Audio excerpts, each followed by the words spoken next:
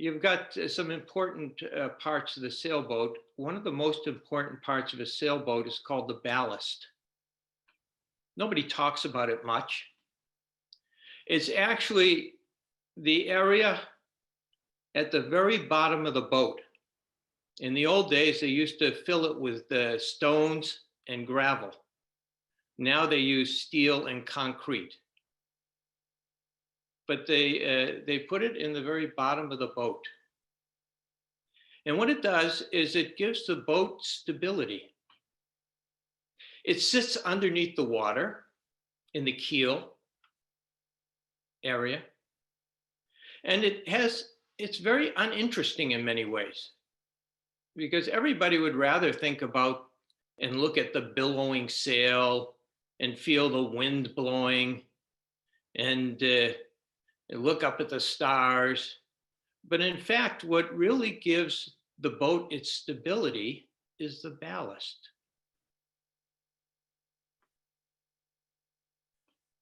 In Zen practice, that ballast is really important for each one of us.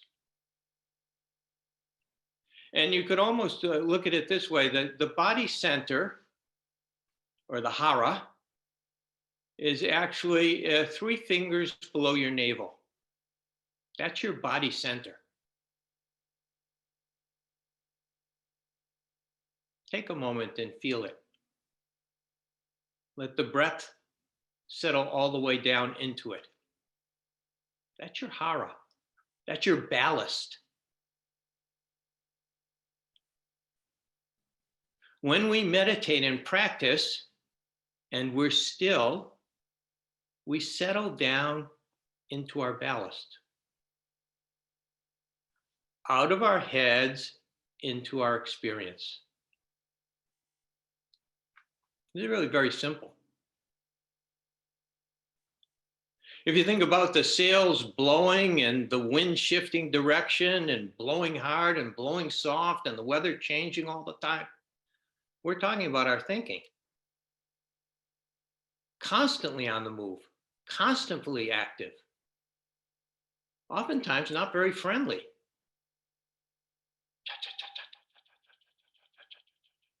Non-stop. Lily already expressed it so well, I won't have to go through a lot of it. But for most of us, the most critical person in our life is our own minds.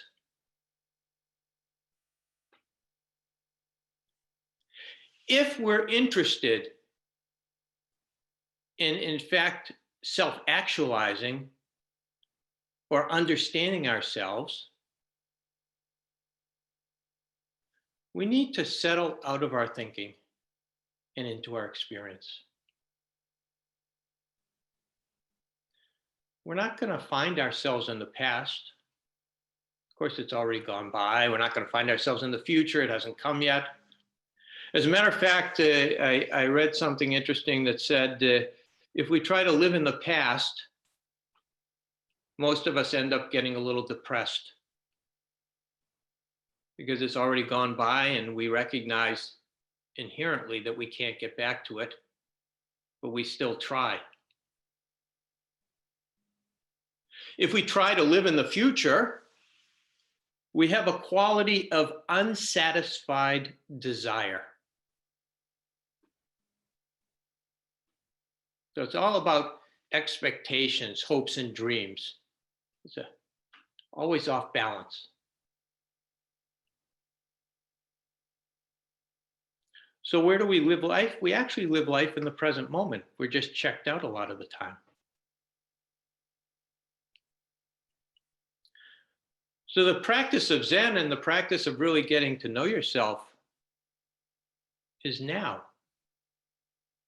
Are we ready to do it together? Okay.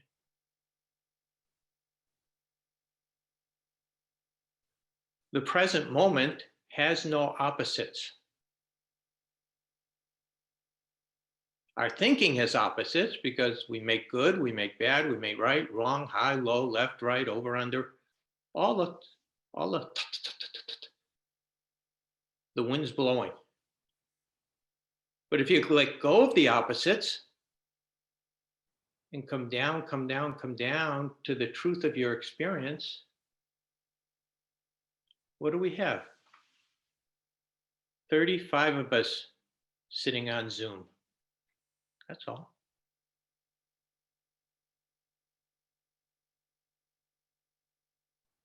If we can really be with that, can we allow it to be enough?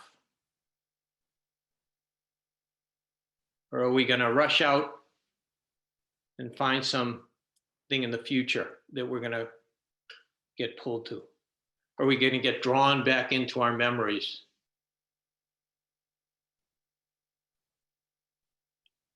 Okay. So if we're going to settle into the ballast, it's not about thinking. It's simply about now, about being awake.